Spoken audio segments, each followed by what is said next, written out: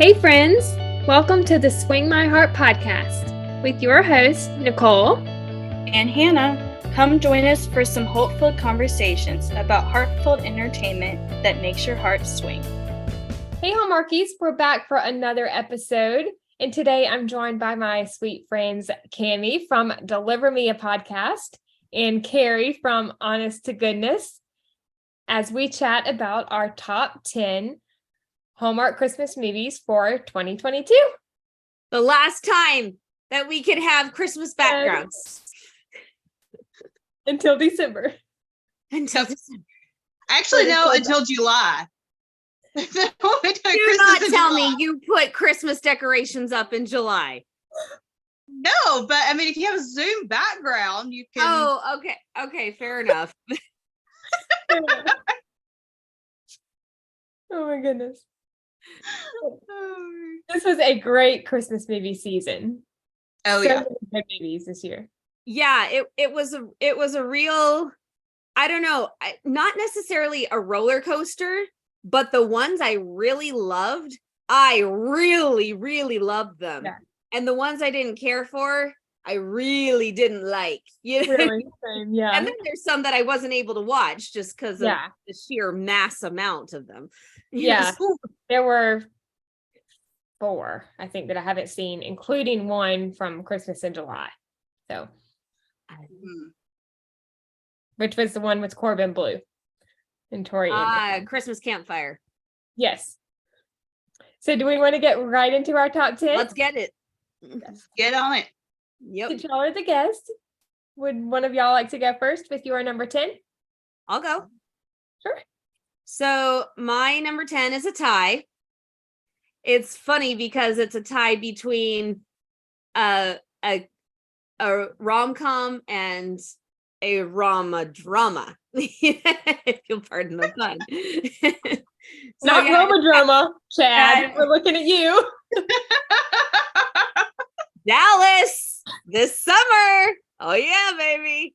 Have they announced where it's gonna be? I think so. I mean, that's where I'm told it's going to be. So you guys are coming to my turf. Awesome. All right. So my number 10 was a tie between 'Twas the Night Before Christmas and 5 More Minutes. I loved that 5 More Minutes. Number 1, I'm so used to seeing Ashley Williams as a comedic actress and to see her dig. So I've seen it before, but just to see it again after kind of a break in between, I love watching her play dramatic roles. Yes. And watching her play a mom. We haven't really seen a whole lot of that. And I love Lane. I love Lane. I love Layton so much. And this probably meant a lot more because 11 years ago at Christmas time, I lost my dad. And so it probably hit home big time to me for that reason. And I don't know, just the fact that, and then the big thing that I loved is that they gave Nikki a cameo in it. Yes. I love when they do that and we don't know about it and it just pops up as a surprise. It's perfect. It's so perfect to do that.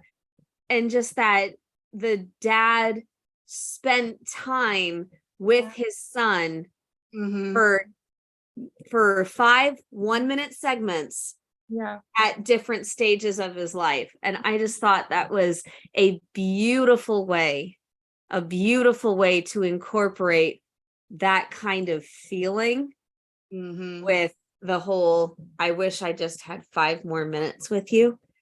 His son got 5 1-minute increments. Just, it was very sweet.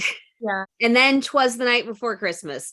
That one just kind of came out of left field. Yeah. I love that one. It was so new. It was so different. It was so good. And I don't know what I was expecting from the actor. I can't remember his name right now, but okay, thank you. He was so good. He was. I was just like, man, I don't need time to get used to you. I like you. So. Yeah, I know him from Riverdale. That's see, I never watched Riverdale. So okay, that makes sense. Yeah. Was that Tori DeVito in that one? Or okay, yeah. See, I love Tori DeVito from Right Before Christmas. No, it was it's like one of the earliest Hallmark movies I remember watching, actually. It's from years ago, but she was in it with Steve Lund. It's like either the best or the greatest Christmas party ever. It's from years ago. But yes, I remember that one now. I totally spaced it that it was Tori, but yeah, I remembered Steve. Yeah, Steve Lund was my first Hallmark crush. I fell in love with him with that movie. Like, he's adorable. Yeah. Okay, Kerri, I think it's your turn now. All right. My number 10, as with Cammie, is a tie. And mine was a tie between A Christmas Cookie Catastrophe and In Merry Measure. I loved both of those movies. I loved that A Christmas Cookie Catastrophe kind of had that little bit of element of mystery to it. Like, it almost had a little bit of a mystery movie feel to it, although you knew who it was. Like, it was so, I don't know, maybe I've watched so many Hallmark murder mysteries that I can figure this stuff out. I don't know. It might not be obvious to everybody. It was obvious to me. I knew who it was. But I loved that element in that. And In Merry Measure, I just thought was really, really sweet, really cute, really funny. Of course, I love the singing aspect of it and stuff. So, and Brendan can pull off the nerd chic. Yeah. I love the glasses. I love Brendan Penny. I love that we're seeing all these Hallmark guys with the Clark Kent glasses look going on this year. Like, that is the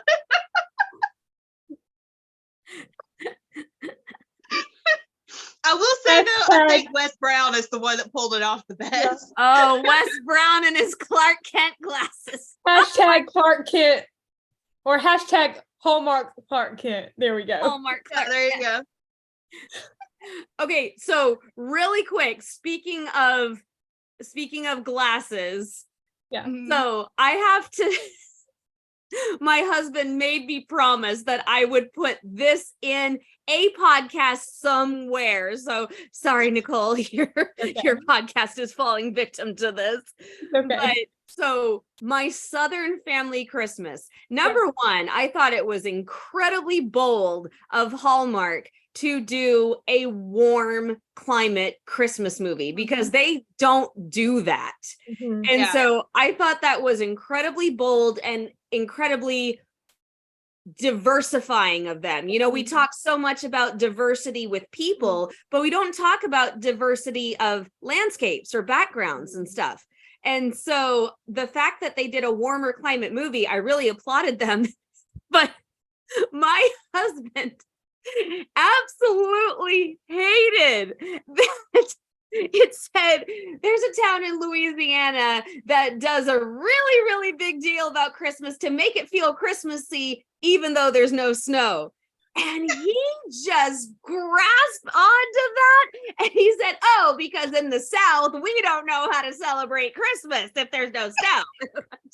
Oh my goodness. Okay, dear, calm down. Now, I agree with them. Because, you know, we're all Southern gals here. Yeah. We know how to do Christmas. Yeah. And it doesn't snow at Christmas. Yeah. It's just, but he just could not let go of that. Okay, so That darling, hilarious. I have fulfilled your request. Now leave me alone. I love that. I do want to say this one just missed my top 10, but I really loved it. And I thought the storyline was great. And I love JC. Mm-hmm. Yes. Yeah. I'm loving her did a great job as well. In some movies. I think one of my favorite scenes from that movie is at the end when the two other girls, their character names are drawing a blank, but the sisters find out that yes. Oh, that she's their half sister. Oh, it's precious. It's precious beyond belief. Yes. Yeah. So cute. That ending also kind of put me in mind of the movie Leap Year. Yes. Where he just walks off to go get something and doesn't say anything. So she starts leaving. It's like, say you something. had to pick that moment to go get something.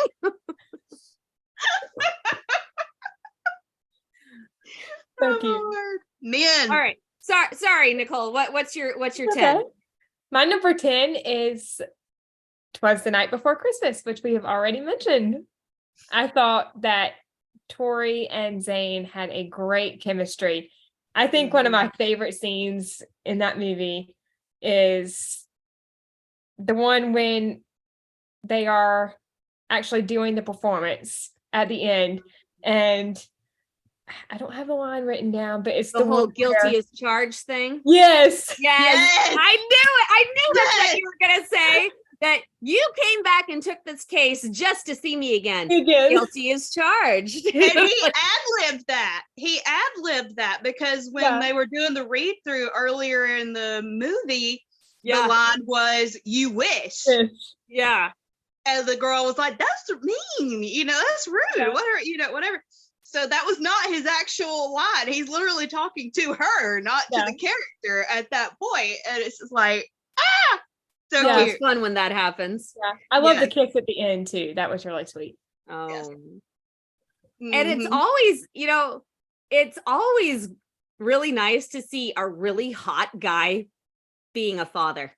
Yes. And they're too good for that, or they're just these they're just these ever bachelors. Yeah. And the hand kiss too. I have to mention that. Oh. There's something about a hand kiss that just there is something about that hand kiss.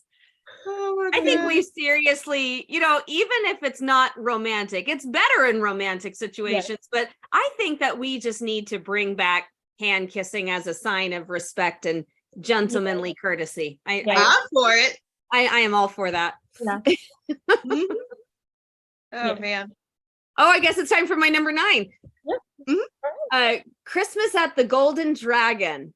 That was a good one. It was different, and I really loved how they brought the Chinese culture into the Christmas holiday, because that doesn't usually happen.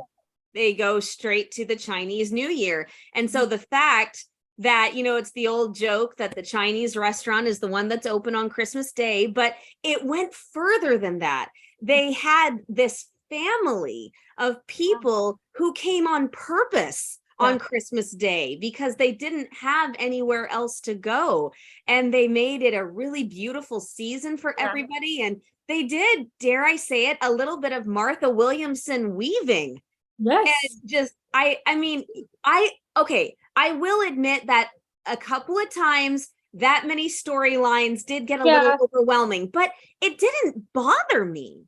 It was it was a little overwhelming, but it didn't bother me. I liked how it was almost like a Star Wars plot, if you will. Just kind of keep on, you do this section for a little bit, and then you move to another section, and you move to the next section. And then of course Zach was in it. Loved watching him. Just the icing on the cake. Yeah, I really liked that movie, and it was different. Yeah, it missed my top 10, but I did love it.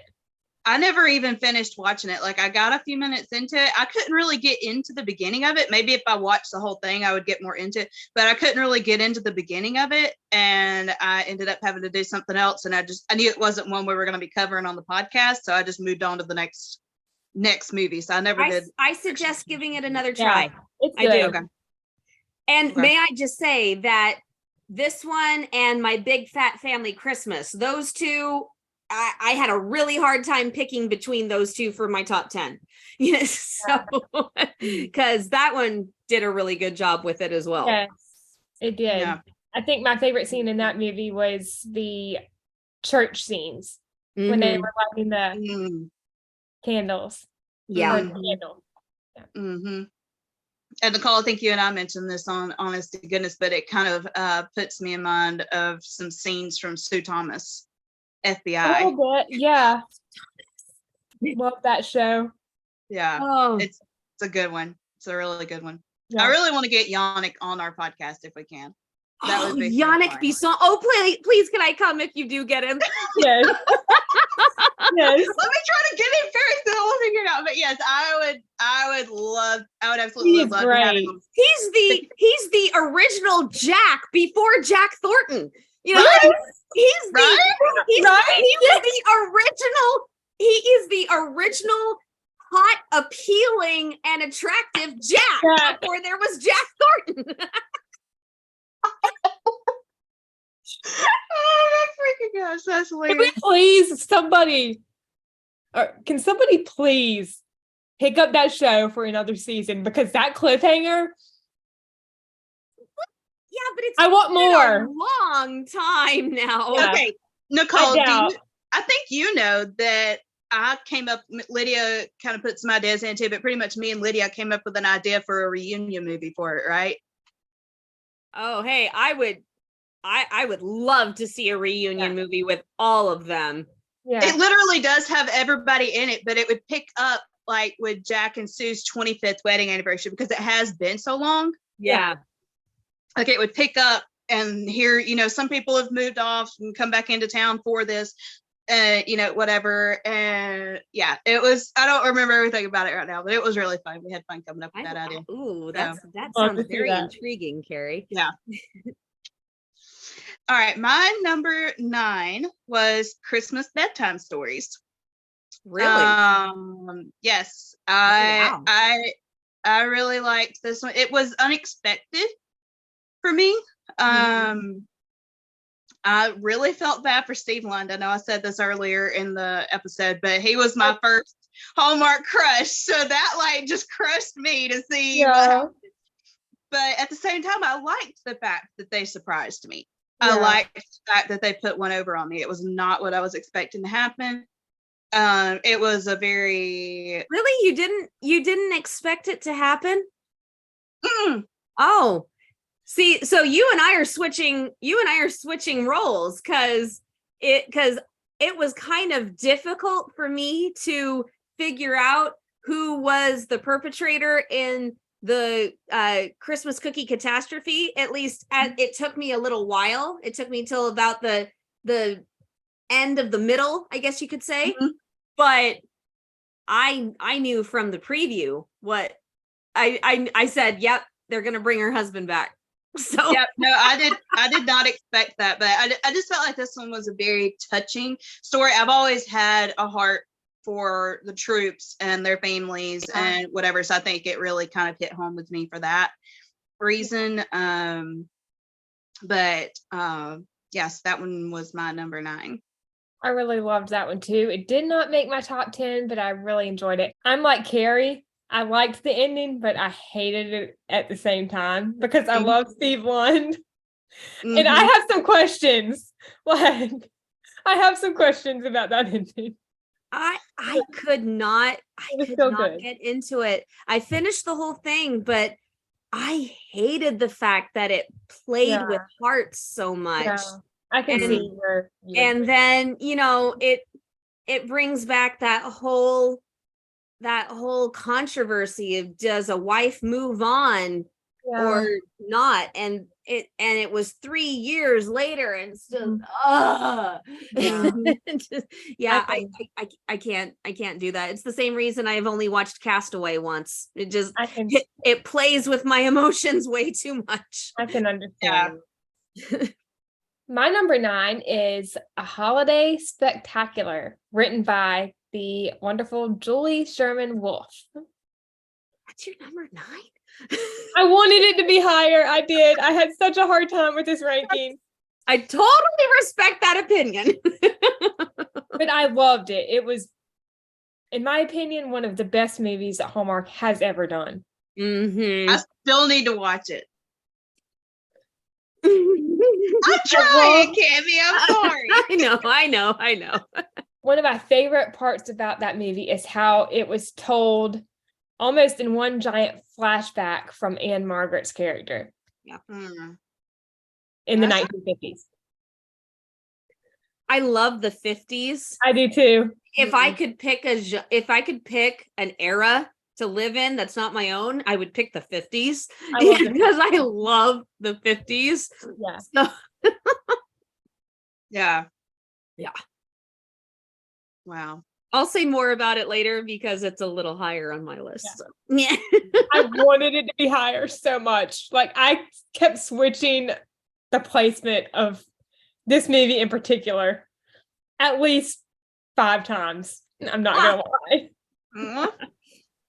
It kept changing, but it was amazing. The chemistry was great. I'd never seen Jenna or Derek's work before, or Anne Margaret's work before, but You've never seen Anne Margaret? I've heard of her. I just haven't seen her other work. Wait a minute. Are you trying to tell me, Nicole, that you have never seen Newsies? No. I'm sorry. I have some culturing to do. I don't know her from that, but I know her from Bye Bye Birdie and Viva Las Vegas. I know her from Bye Bye Birdie and Newsies. I have not seen those either.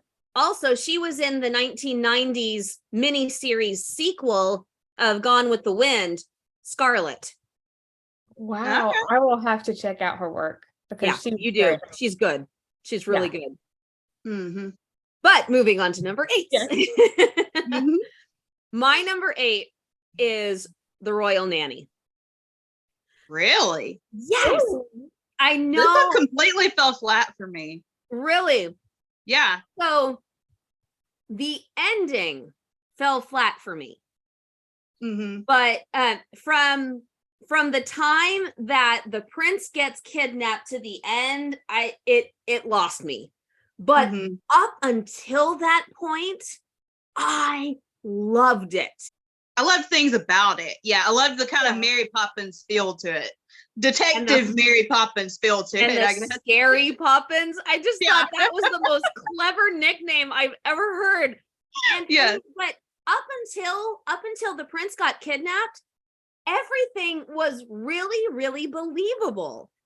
You know, and I really, really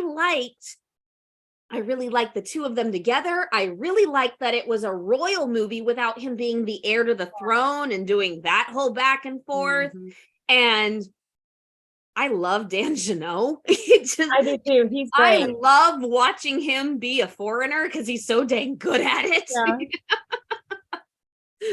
But I actually have not seen the rest of it, so maybe that's why it kind of fell flat. I think I've seen the parts that you said weren't as great, so maybe that's why. But you need to watch.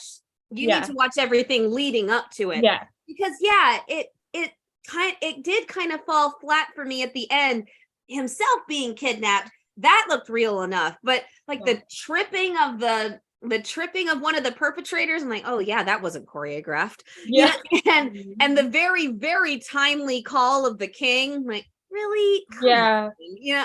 So the end, I will come totally clean and admit, yes, it fell flat, and that's why it's lower on my list. But that first hour and a half, I loved it. So I'll have to watch it again. Yeah. From the beginning. That's why.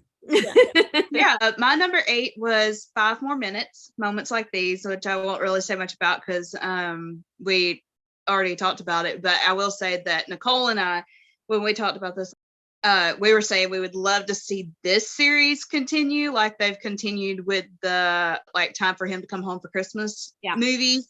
Although I think these would be a lot easier to name because you literally just have 5 more minutes, and whatever the heck you want to name it, because they're going to run out of titles for that. We're running out of pronouns. We are. Time for the Chessies to come home for Christmas. Time for the dogs to come home for Christmas. Yeah, we are running out of pronouns here. But I loved seeing Nikki's cameo in this is where I'm trying to get to. My brain went crazy on me. But Nicole and I were saying that we would love to see that as a continuing thing in each one. Although I have questions about that is how did Clara go from being in North Carolina to Colorado? without Logan. Reasons. Where the heck is Logan?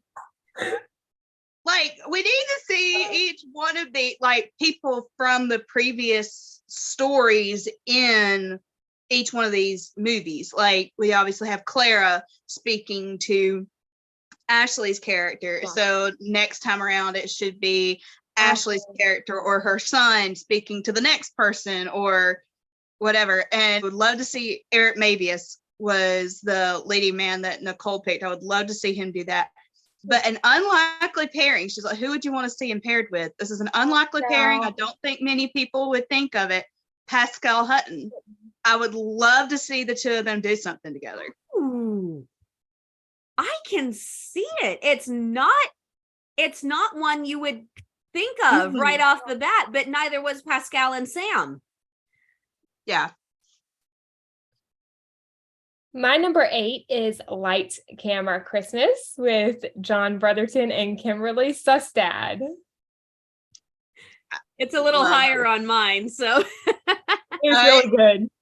It definitely made higher on my list as well, but I was geeking out over this one the entire time, because if you have ever worked on a set. It was so true. When she's like, things are a little crazy right now. I'm like, no truer words have ever been spoken on a film set. Oh my goodness.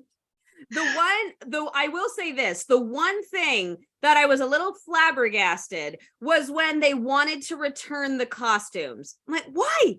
Yeah. You want to have anything you might need for any possibility. It's a tricky situation because the costumers usually buy the clothes, but they were hiring her as a pinch hitter and using her wardrobe. But I mean, you keep those clothes. You keep those clothes. And it's also not something she should have worried about because she was getting paid a lot daily for daily work. So I also loved that her character's name was Kerri, and that he mentioned the fact that every set needs a Kerri, and I sent that video to somebody and I was like, yes, I wholeheartedly approve this message.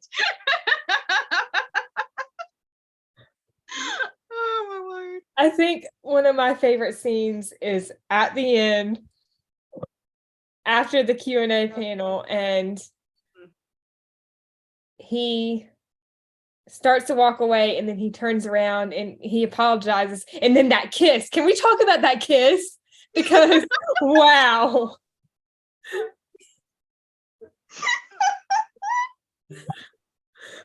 Which one are we talking about? Just to be clear, are we talking about the one inside or are we talking inside in the middle of the movie? No, when everyone is looking at them, it was after the panel. Oh, that one. Yeah. Okay, because that one when he had the whole setup for dinner, be still my heart. I know that one too. Yeah, I loved that scene as well. Woo. I just love how much we dissect this is what cracks me up, but we do it every time. No shame, it cracks me up. There were so many great moments in that movie. Oh yeah. And the line when Mariah says, "The phone thief." Oh my gosh. Yes. Oh man. Okay. Got to get my heart rate down first. Oh my goodness. My number 7 was Noelle Next Door. And I think one of the reasons why it is I thought I was going to hate it. I did too. I honestly thought I was going to hate it. And like, oh, another Scrooge who finds the meaning of Christmas. La-di-da-di-da. But no. So well done. Gosh. Yes. And so many tender moments, like when his date bails. Yeah. Yes. Corey's acting. Corey's acting was so good. Wow. Yeah. I haven't seen all of his movies, but at least in my opinion, from what I've seen, that was one of his best roles. Oh my gosh.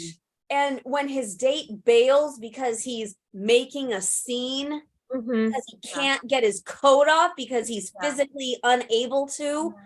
I have problems with that because I have a weak left side myself. And so people saying I'm making a scene because I can't do something, you can shut your mouth. But then she comes over, she doesn't make a big deal out of it. She doesn't say anything. She just helps him off with his coat. Yeah. It's just, it's so. And sits down with him to enjoy some pie. Like, I love that. Yeah, that was really cute. Sweet. I also love the scene when he plays soccer with her. I got really ticked off at that kid. Yeah, I can see. Kid was making me so mad. Yeah. Like, would you shut your? Maybe it's because I'm a mom. I was going to say that's the mom coming out. That is the mom coming out of me. I was getting so mad. I'm like, he's lying. Yeah, he is lying, and he's that guy look bad, and it was terrible. It was a fiasco. I'm just like, you tell the truth, young man. It put me in mind of like the shop around the corner.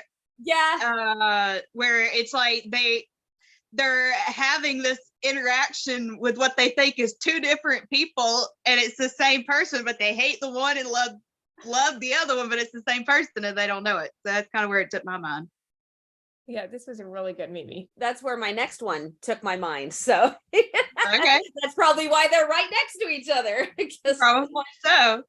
Yeah, my number 7 was 'Twas the Night Before Christmas, and I won't get into why, except to say I absolutely adored all of the references to like The Sound of Music and Oklahoma and like all these old shows and musicals and stuff. I loved the references to that. So it was so good. Every actor's dream. Yes. Yeah, it made me want to go watch The Sound of Music again because I have not seen that forever. I haven't either. A one-woman show right here. Oh, honey, I can still sing most of the songs. Me too. You have a hill behind you, kind of. Yeah, I still have every one of those songs memorized, except for the nuns choir song. I can't. That's in Latin, so I don't have that one. Such a great classic movie. Yes. Oh yes. Very, very good. My number 7 is Haul Out the Holly with Wes and Lacey. And those cameos. It's just goofy. It's just a goofy one. It's a fun one. Yes. My friend McLean directed this one, so that's awesome. It has him written all over it. Yeah. He's a great director. He is. He's a fabulous director. Yeah. I actually auditioned for this movie. Really? I did. I auditioned for the Melissa Peterman role. What? Wow. How cool would that have been? What, that I got to kiss Eric Mabius? Casey watched it before I did, and she took a screenshot of them kissing, and she said, "Cammy, I'm like, breathe, Casey. It's okay." That just crossed my mind, like, what? What a day's work, Cammy, that would have been. Oh man, that would have been funny. I'm a little short for him, you know. Oh my God. Can I get an apple box, please? Full box. Wow. Yeah. No, that kiss actually cracked me up because Melissa is so tall. Eric was almost having to reach up to reach her. So I literally started laughing. I mean, it was adorable, but I literally started laughing out loud at that one. But yes, and of course we already mentioned the Clark Kent glasses thing going on. Oh my gosh. And of course Lacey's like one of my top favorites. So I love her. And it was kind of funny on the day it premiered, I guess as it was airing and that scene came up. I had seen a post on the Postable's Facebook group and they were like, "It's Oliver and Barbara Jean." I was like, who put this together? I loved it though. And Chris's cameo was awesome as well. Mm-hmm. Yeah. I loved seeing him in it too. Yeah. I loved how excited Wes's character got when she told him he was Santa. Yes. I thought you'd never ask. My husband would probably accuse me of being Wes's character at Christmas time all the time. Oh my goodness. Oh my gosh, that is hilarious. Oh, such a great comedic movie. And I also loved the line when they were talking about the nutcrackers and how it had to be 36 inches from shoe to chapeau. And then the scene when Wes and Lacey, or Jared and Emily, had the coal and they were like, zzz, zzz. Yes. Why is she talking like that? Yes. Oh my goodness. Is she always this angry? Zzz. Oh, and when he was doing, what was he doing? What was he doing when he did the Darth Vader voice and the "I'm your father" thing? I think that was it. I think he said something like, "I am your father." Well, I think he was in her house. Yeah. At the time, he had like the Santa and the Nutcracker or something. Maybe I don't remember what it was. I don't remember. I died laughing. I was funny. like, "Oh my gosh, he did not." It was hilarious. And I know it was supposed to be over the top and hyperbole and a little bombastic, but one of the reasons why it didn't make my top 10 is I couldn't stand her parents. Her parents were so mean. Are you kidding me? You just leave. You don't tell her. That did bug me. Yeah. I was not expecting them to actually move. I thought they were like just making that story up to get her there. No, they moved. Yeah, I know. I just wasn't expecting it. Yeah. Oh. Her parents kind of got on my nerves too, a little bit. So I can see why it wasn't in your top 10. But it was great. I enjoyed it. Yeah. All right. My number 6 is Hanukkah on Rye, which is the shop around the corner vibe. So see, I haven't gotten to watch that one yet either. Oh, so. it's even really even cute. More so of the shop around the corner and You've Got Mail than Noel Next Door. It's even more so. So you'll love it. And I wouldn't even call it I wouldn't even call it a vibe. I would call it a plot point. But I absolutely loved it. I loved that they both had their grandmothers signing them up for matchmaking. It made them not knowing who the other was a lot more plausible. Yeah. Because so many times it's really, are you kidding me? You don't know that it's him or you don't know that it's her. But they said no specifics, no real names, and it was all handwritten letters. So yeah, I just, and Jacob's grandmother, she's one of my favorite actresses to watch anyways.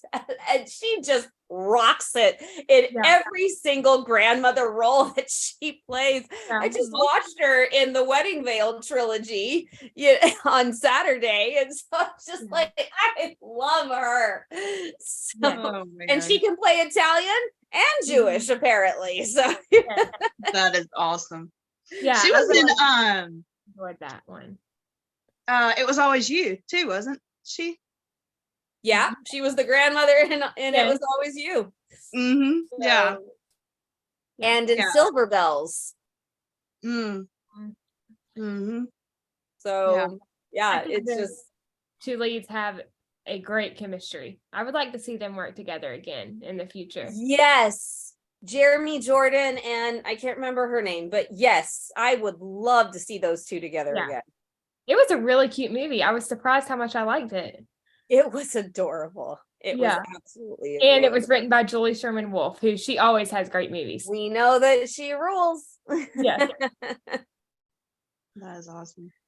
My number 6 was A Maple Valley Christmas with Andrew Walker. I love this movie. Of course, Andrew's like a top favorite.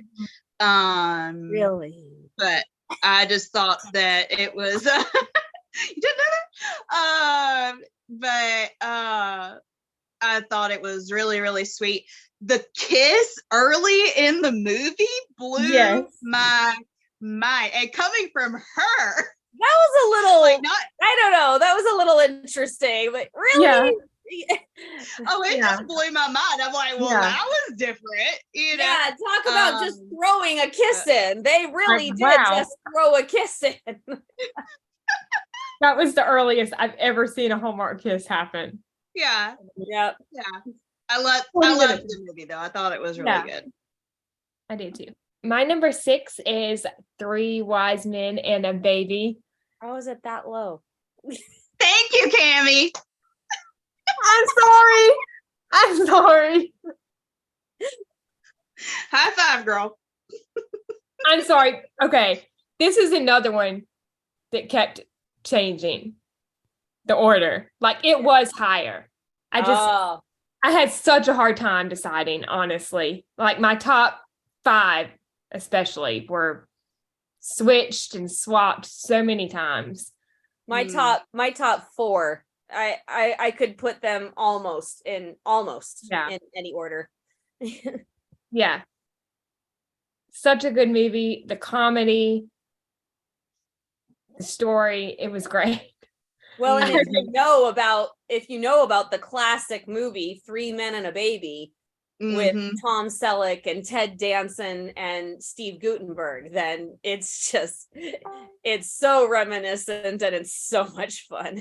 I have not seen the original, but I have heard of it, and I loved that Margaret Collin was in both. I thought that was a great little touch.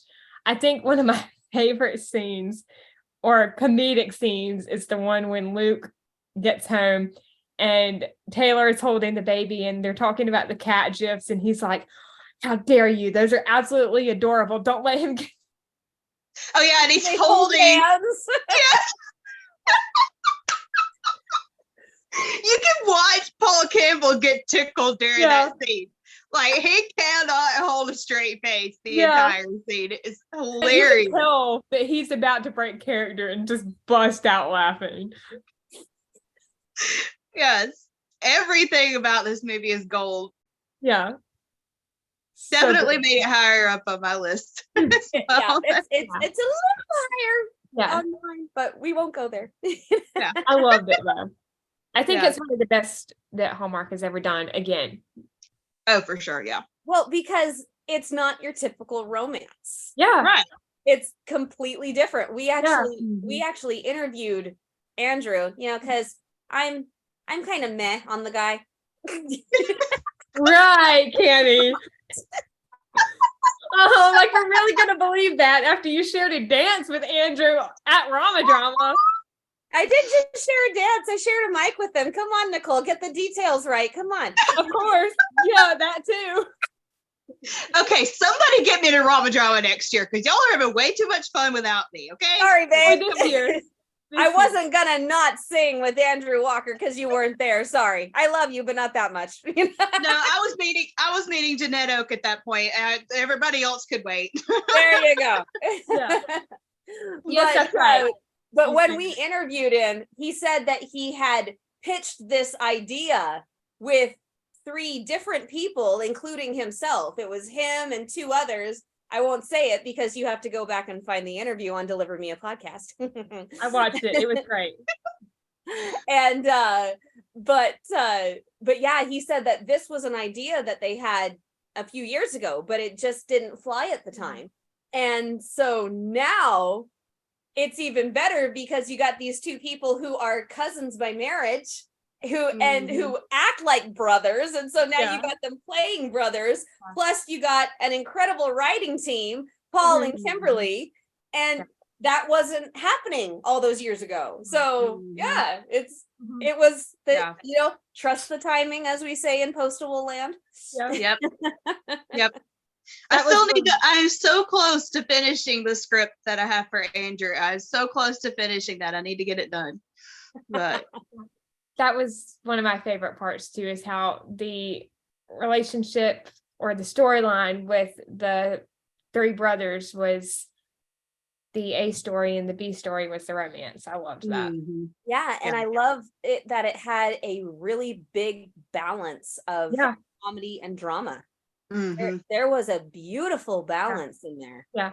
And again, we get another cameo from Jeff this time. Yes. I don't know. Would you call that a cameo? Well, I guess you could. We got a cameo from Kimberly. Yes, we did get a cameo from Kimberly as well. I remember thinking when I was watching it that night, I said, it is so sad that they didn't put Kimberly in here anywhere. And then boom, there she is as the doctor. I'm like, oh, I spoke. Oh, and the fact that she had that line, you can't write this stuff. I love it. I was just about to say that, literally. Like you read my mind. My number 5 was Lights, Camera, Christmas for all of those reasons. And I also thought that I love John Brotherton, but I didn't think that they would mesh as well as they did. And it took me completely by surprise. And I loved that we had the director and the producer getting back together. Yes. And I love that they did the whole thing in the form of a Q&A at a movie premiere. I'm like, that's brilliant. You know? That is, that was one of my favorites. A curiosity question, Cammie, since I know you've been on sets. Would you say that Jamie was a key PA or the second AD? Oh gosh.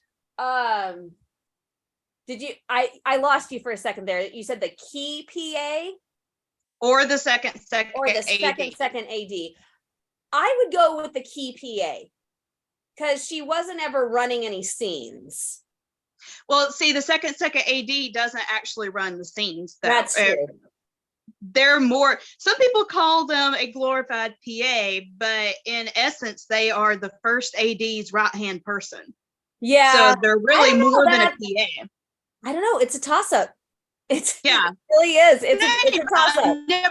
I never could quite determine. I was second AD on the series that we filmed back in September. So that's where I'm kind of going, okay, I know what the job would be. And it kind of, I'm almost wanting to say second AD because she is so tied to the direct, like, I mean, she is stuck to their hip the entire time. Oh, that's true. That is a really, really good question. I will tell you one thing, and this comes from my days as a background actor. I wanted to see a group of background actors get all giggly and silly when when he walked by. I was that would have been waiting fun for that. I'm like, oh, that's a golden moment that you could have done with very little effort. But I will tell you this, I felt sorry for those poor background actors. I'm like, how do they know who to listen to? Yeah. Oh my word. Yeah. This one had a great ensemble. When the character of the director calls cut, do I stay in character or do everybody? You know? It's like, wait till you hear it the second time. They probably had to come up with an alternate phrase or cut for real or something like that. Yeah. This one had a great ensemble cast as well. Oh, amazing ensemble cast. And the way that he gradually but very intensely went after her, it just there were no bones about it, but his co-star wasn't catty, and I love that too. It was perfect. It was really the perfect relationship with the three of them. I love the co-star, Mariah. Yeah, Mariah. She was beautiful. She was awesome. Yeah, absolutely. My and that's all I have to say about that. My number 5 was Ghost of Christmas Always. This movie was so good. I know I said this before we started recording, but I feel like mainly Christmas Spectacular that I feel like would have made my top 10 if I feel like my lineup would be a little different if I had seen a couple other movies, but there are just so many that I did not get to see. Right. That's just lineup off of what I have seen. But this movie I absolutely adored. It was hilarious, but touching at the same time. Like it felt like a very good balance to me. Yeah. And there was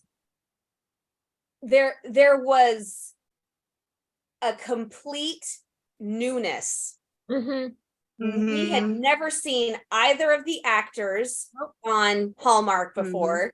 The storyline was so revolutionary. My mouth just kind of kept on. I know. That movie blew my mind. It did, yeah. In a good way, like in the best way possible. Yeah, it was crazy. It was crazy how much I liked that movie and how fresh and new it was and how good the two leads were together and that, that I loved the movie as much as I did when I never even heard of either of them, because that takes a lot when you have an established family. And I want to see the two of them in another movie pronto. Me too. Yeah. And Zach Hugg. 100%. Yeah. Zach Hugg did an incredible job. Yes. Yeah. My number 5 is Time for Him to Come Home for Christmas with Tyler and Holland. I almost said Time for Them to Come Home for Christmas. Nah. You change one word and you change the entire movie. Sorry, Tyler and Holland, if you're ever listening. Yeah. Oh man. That's such a good movie. That kiss at the end. Any kiss with Tyler is a good one. He's like an Andrew kisser. It's just the two of them. You can't beat an on-screen kiss with those two. But, I thought they had great chemistry. The comedy too, along with the deeper storylines. I thought it was a good balance. I think one of my favorite comedic scenes was when they were making the Christmas cookies and he said, "What is that? Oh my goodness, what is that? Is that a frog?" I definitely want to see Holland in more stuff. Yeah. Obviously Tyler, but he's an established person. I don't remember seeing Holland in anything with Hallmark yet. So I think this is her first Hallmark role. All right. Well, we don't really need to talk about this because we already have, but my number 4 is Ghost of Christmas Always. And I think I kind of said why. So but it totally took me by surprise. I couldn't even, I still can't, I can't mouth my feelings. I can't verbalize them. It was so good. It was really good. And it took me completely by surprise. And whoever wrote that or whatever collaboration, they need to do it again because that was such a fresh plot that I never would have seen coming. So, that was awesome. My number 4 was Lights Camera Christmas, and again we've already said all the reasons. I think that's gonna start happening the higher we get. Which is good because we're running out of time. But my number 4, we just said it, and it's the same as you, Cammie. Ghost of Christmas Always. The wardrobe in this movie. The wardrobe. Oh, the wardrobe. I love the Okay. I had one problem. With the wardrobe. In the 50s scene when she's flashbacking and seeing it in her memory, there was such a blatantly obvious 80s wig. And I didn't even notice that. I missed that. I didn't either. Oh, I saw it and I couldn't take my eyes off it. Also, It was ghastly. And that was my one problem. I'm like, oh what is that 80s wig doing in the 50s? Oh my goodness. And I have to mention before we go on to the next one of my favorite comedic moments in this movie is when they were in town and she's talking about her grandmother listening to stories on the radio. And he says, like a podcast? I don't know if you know what that is.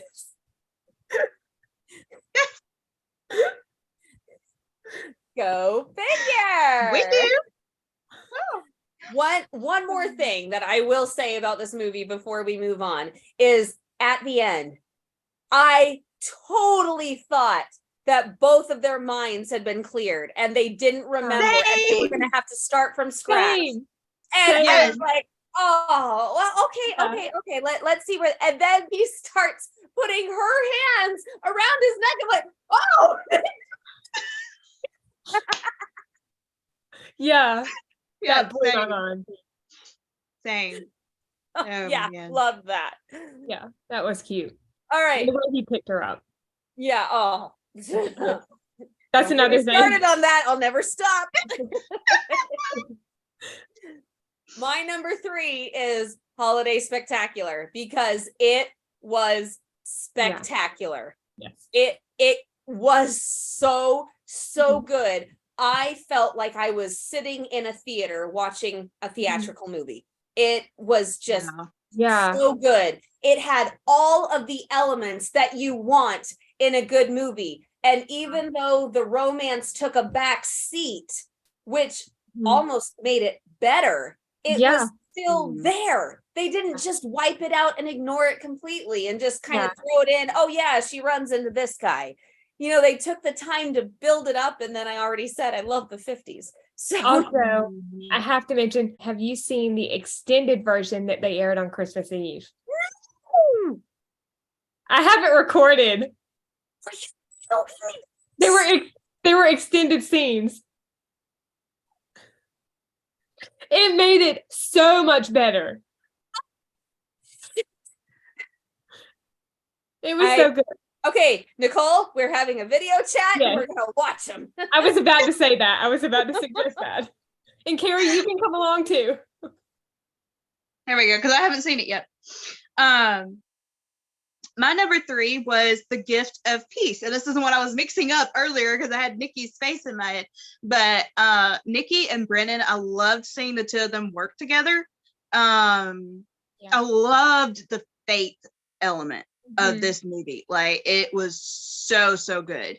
I was so shocked.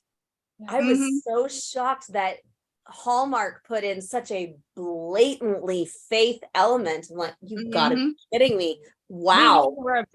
We need more of this. Yeah, 100%.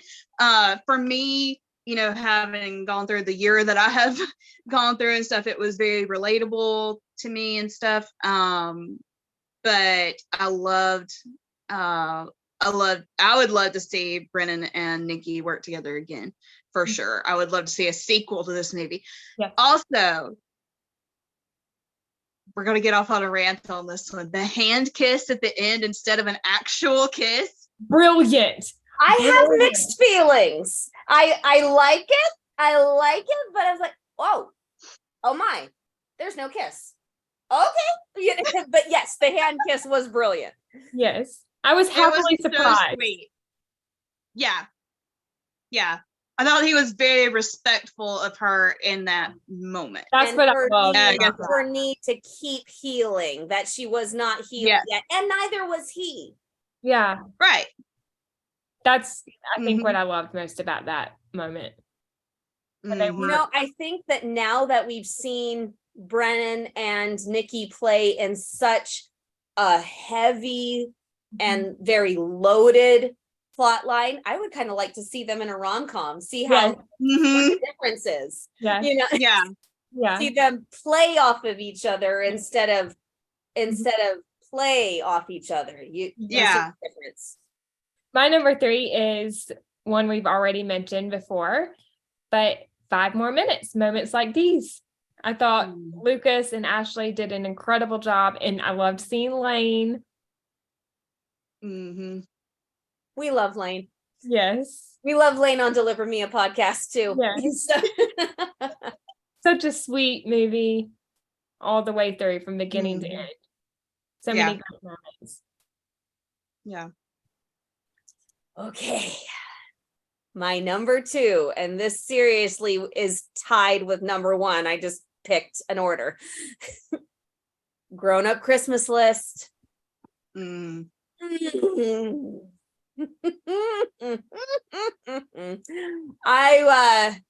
will refer you to Deliver Me a Podcast to listen to why, because I do not want to go into it here. Yes. Because I will go on for an hour, and we don't want that right now. Yeah. For everyone listening, go check out that review because it is amazing. So my gosh, my heart's starting to beat faster just thinking about it.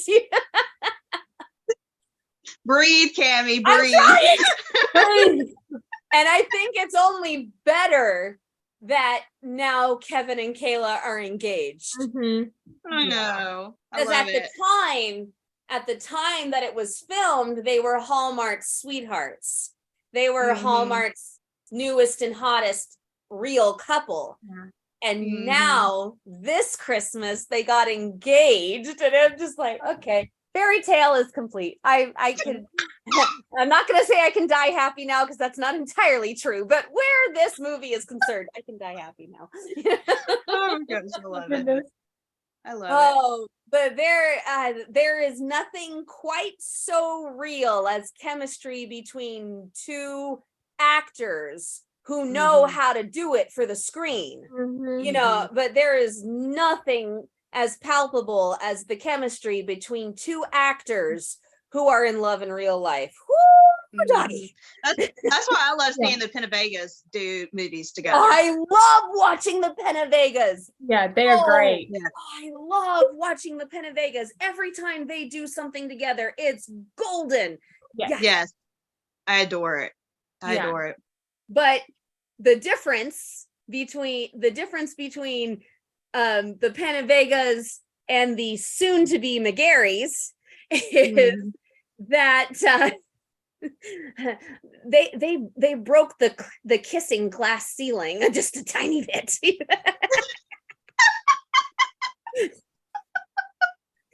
Oh, Kayla McGarry. Get a little warm. Oh, Kayla McGarry. That sounds lovely. Yes. Yeah. Somehow I doubt she'll actually go by that like professionally. She'll probably still go by Kayla Wallace. Maybe she'll do Kayla Wallace McGarry. That works too. It's a possibility. Kind of like Kimberly Williams. I totally go with that. Yeah. I will say one thing. Two. I'll say two things. That first kiss. Oh my gosh. Oh. Not only was it picturesque, but the way that, and yes, I said this on the other one, so just go past that part, but the way that he went in so lightly, so respectfully, he wanted to get the message through to her that he really liked her, that he wanted to see where this would go. And then he wanted to seal all that with a kiss, but keep it very light, very easy, very respectable. And then she just grabs his lapels and goes in. and his eyebrows even shoot up. He's like, oh, okay. Yeah. Hello. You almost wonder if that was a real life reaction and not him acting. He's like, whoa. Yeah. Is how much of that was and then when they are video chatting and he's trying to say I love you and then the connection's lost. It's so sweet. It's so sweet. It reminds me of when I was in college. I was in a play about 9/11. I played a mom of somebody in the towers. And I'm supposed to say, I love you before he hangs up. And there was this one night where he said goodbye because I was actually crying too hard. It really just hit me that night. And I was crying really hard and I was trying to say, I love you. And he hung up before I could say it. And the desperation just rose in me and I screamed. I'm supposed to scream anyway, but I screamed. And so when I saw that moment, I almost got emotional. I was like, oh, because you could tell he was trying to say it. Yeah. I'm done. Oh man. My number 2 was Time for Him to Come Home for Christmas. Again, we've already talked so much about this movie, but it's no secret that Tyler Hynes is my favorite and I absolutely adore him. So that's an obvious choice on that one, but the movie was just really, really good. I thought. I think so too. My number 2 is the same as you, Kimmy, my grown-up Christmas list. And I'm pretty sure mine and Cammy's number 1 is the same, but first, Nicole, do you have anything to add that could add with my very emotional and dramatic outburst? The chemistry was unreal, like incredible. That's one thing. It was written very well. Oh, the script was so good. And I love how it took place over 5 years, I believe. 3. 3? Because you have the Christmas when they met, and then 1 year passes, and then you have the Christmas that they get together. Yeah. And then another year passes, and then you have the Christmas where they get engaged. Yeah. And then another year passes, and then it's the Christmas where they get married. So 4 Christmases, 3 years. Yeah, that's right. And then the directing by Andrew Simic. I did not care for the wedding dress. That was the one thing I didn't care. Yeah. It does not belong in a winter wedding movie. I can't imagine how cold they must have been. Oh gosh, because that was filmed in December in Canada. So, yeah. It was still a beautiful wedding, but beautiful. But no way they would have an outdoor wedding in December in Canada. No, not at all. All right, Kerri, shall we say our number at the same time? Sure. 1, 2, 3. 3 wise men and a baby. Such a good one. They literally came out the gate with gold with Andrew's speech. And he's like giving himself this whole manly pep talk, and then his mom's yelling at him to come here. Don't forget he was shirtless that entire time. Yeah. I will say, I think one of my favorite scenes, okay, the whole movie was gold, so it's impossible to pick a favorite scene. But one of my favorite scenes is the next morning when Luke and his mom are sitting there on the couch with the baby. And Taylor comes in. He was like, "You have a baby? How long was I asleep?" I'm drawing a blank on the middle brother's name right a second, but Stefan. Thank you, Stefan. When he comes in, he was like, "You have a baby? How did that happen?" And Taylor's like, "You see, Stefan, when two people love each other, I died." Here's my thing. I couldn't figure out the age. I could not figure out the age order for a long time. I knew that Taylor was the youngest, but I could not figure out who was the oldest. Was it Luke or was it Stefan? Because to me, it felt pretty obvious just by the personality. See, that did occur to me, but when he said, "Who came and got you?" It wasn't Stefan, because Stefan ran and hid. I thought that was middle brother seeing that oldest brother was becoming a deadbeat and going and hiding, and so he stepped up. So yeah, I could not figure out who was the oldest brother at first, but then yes, I did figure it out, but I wanted it said a little plainer. you know. Yeah.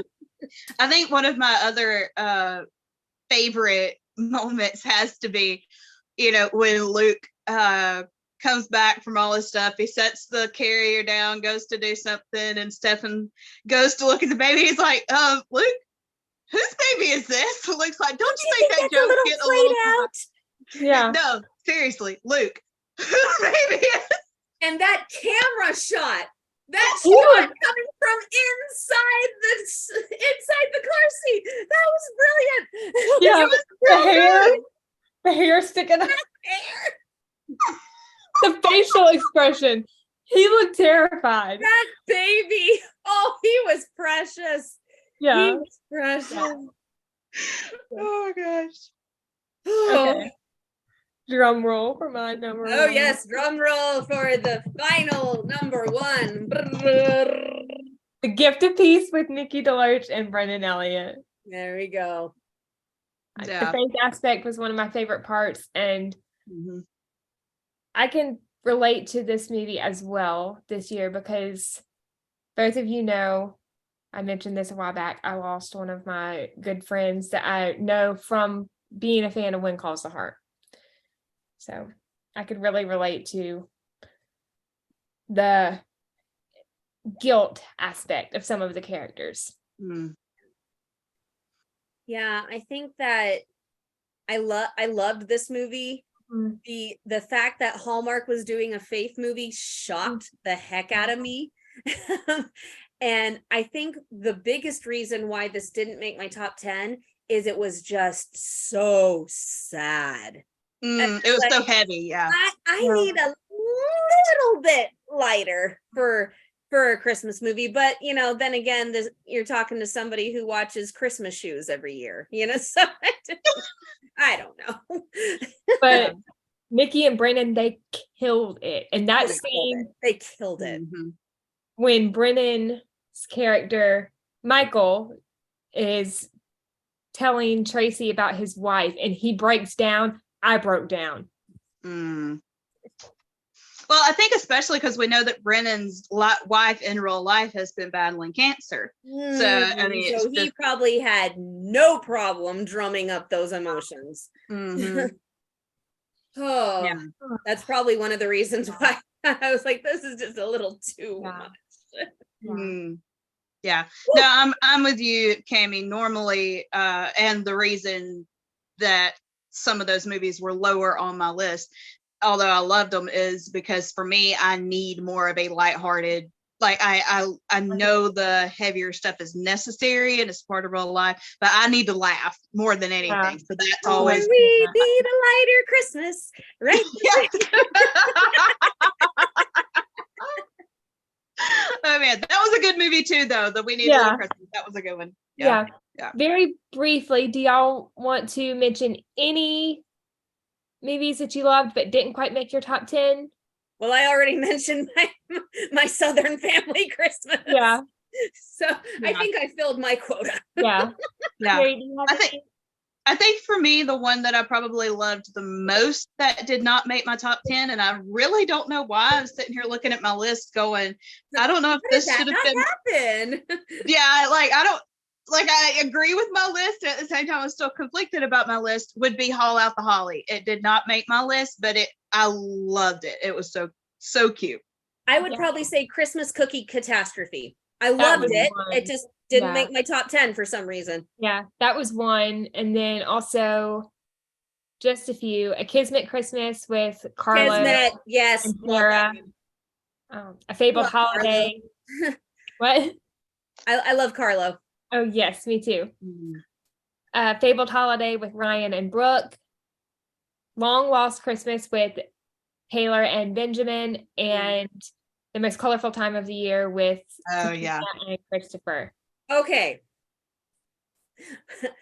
I watched The Most Colorful Time of the Year on a night that was super, super stressful for me. And we went home and I sat down and I said, I can't move. I cannot move for the rest of the night. And so I was in a place to really love whatever was on. And so I didn't care that the science of it all was not totally correct, but one thing bugged the heck out of me.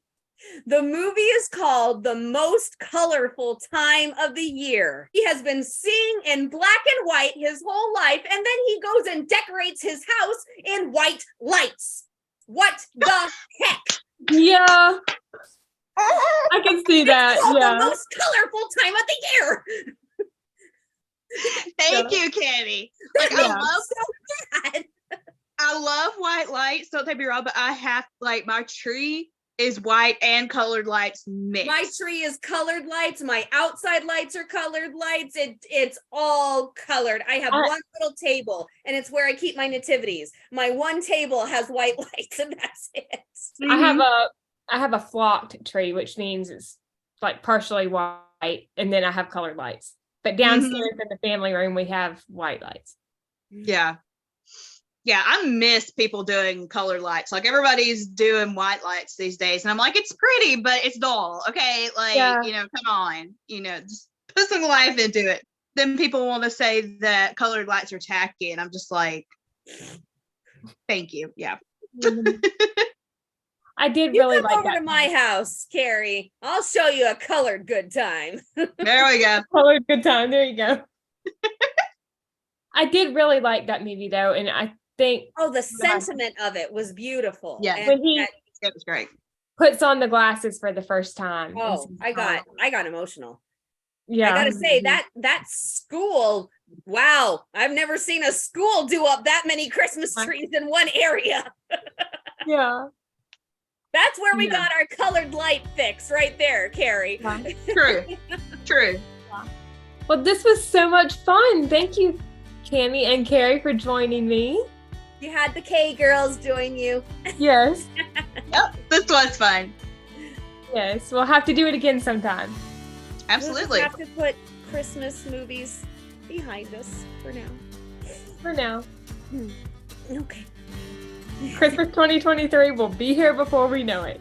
That's probably true. Yeah. All right, Hallmarkies, I think that wraps up our very special episode on our top 10 Hallmark Christmas movies for 2022. Thank you so much for listening. We hope you enjoyed and have a great day or night wherever you are in the world. And we will see you next time. We love y'all. Bye.